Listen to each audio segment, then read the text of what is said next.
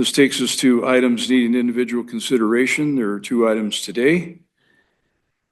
Consider approving a resolution to adopt a supplemental budget to defray expenses, to authorize additional financing sources, and to authorize budgetary transfers between funds or between spending agencies within a fund for Mesa County. Diane, I will try to get this right. Jankowski, that's my slow version, if you would come up and present. Close. Good try. Good morning, Commissioners. Diane Jankowski, Okay. Budget Sorry. Manager for Mesa County, no problem. Today, I have for you 2 resolutions for the fiscal year 2026 budget.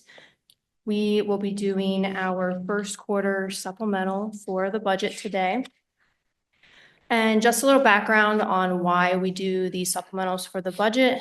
It allows us to make updates to the budget throughout the year for anything that we didn't anticipate while we were adopting the budget at the end of 2025.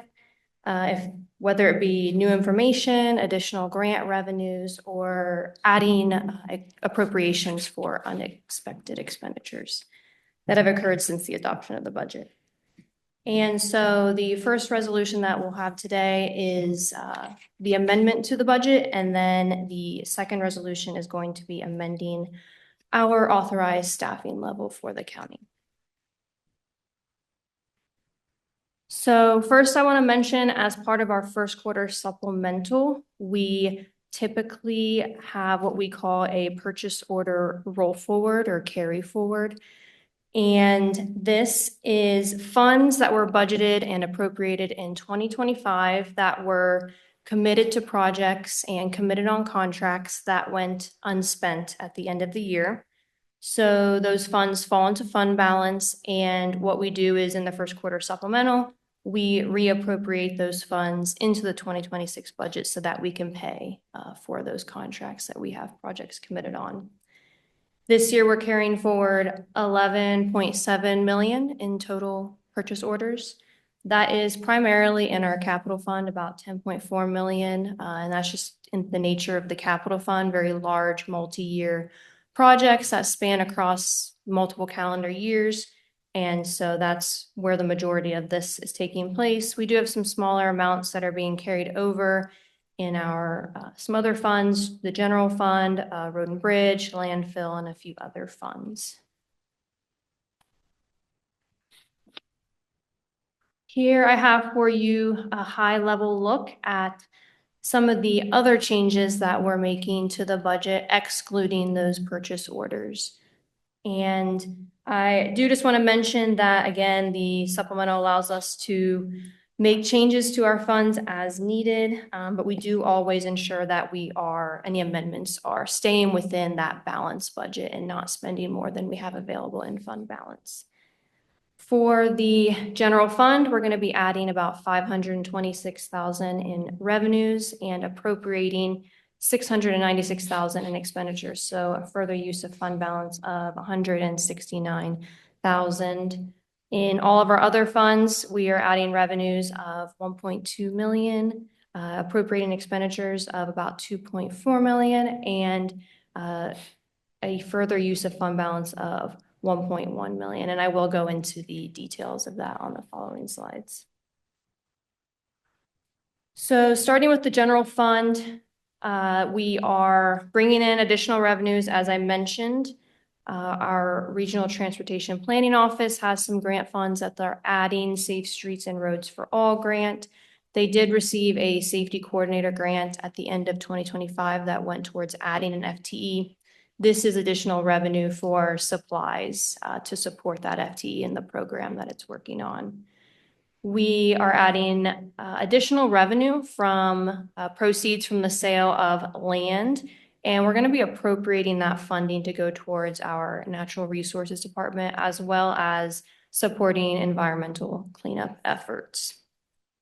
Our Sheriff's Office received some additional grant funding for a temporary FTE for the Detentions Inmate Transition Program, and they also received additional search and rescue county allocation grant funding for equipment to support that program. And then our county administration office also received some DOLA grant funding to go towards a workforce innovation project that they're going to be working on starting in 2026. We do have some additional expenditures that we're adding to the general fund that do not have a company revenue. Our finance department, as you know, we implemented a new financial system last year, and so we are still working to align that financial system and get it properly set up for organization. And so we are adding some temporary compensation for some temporary work to help our finance team still during that transition, as well as to compensate for an employee retirement payout we anticipate later in the year. We're also adding a contract with 3+1, which is a group that is going to help us with the investment plan for our fund balances, and that's something that we're adding this year. County administration, as I mentioned, they received some DOLA grant funding, and that's going towards this project. The total project is $100,000. It's partially grant funded by DOLA, but the remainder of that project is going to be coming out of the general fund.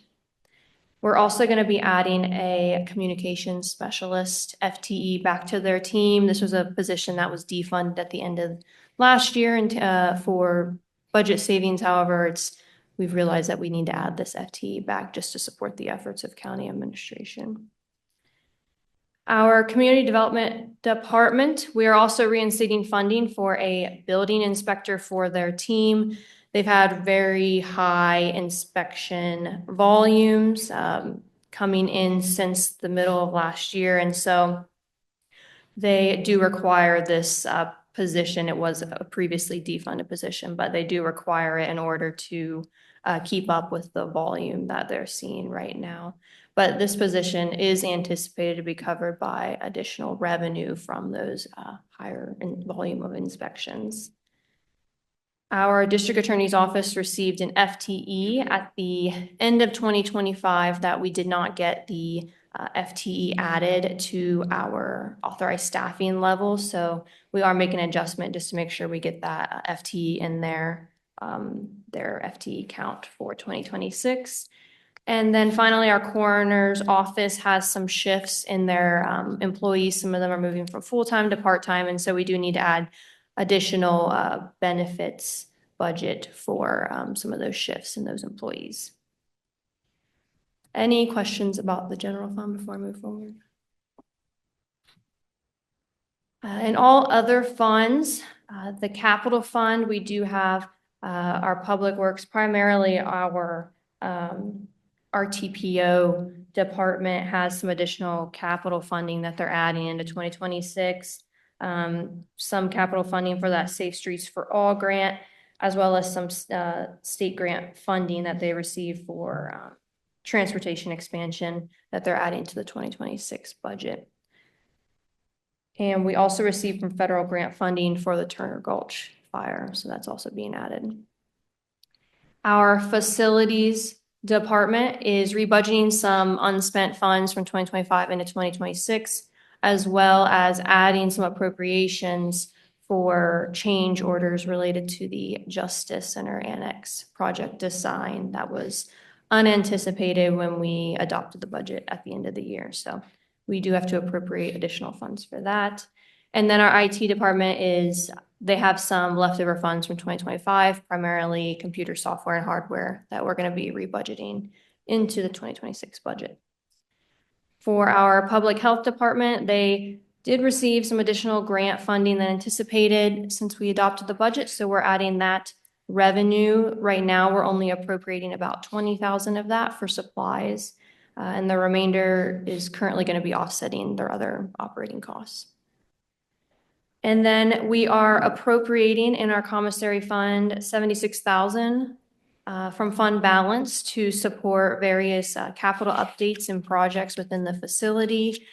This fund has built up a pretty healthy fund balance over the years, and so it's meant for updates or projects within the jail, and so that's why we're going to be appropriating some of that to go towards some of these activities.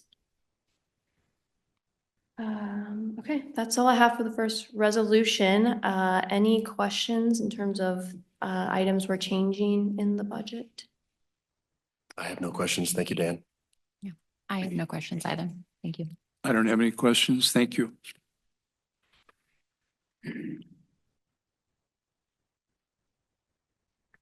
Okay, let's see.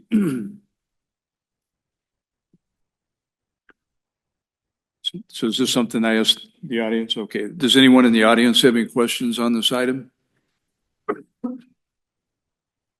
Okay, seeing none, I will entertain a motion to approve the item as published. So moved. Second. All in favor? Aye. Aye. Aye. Motion carries 3-0.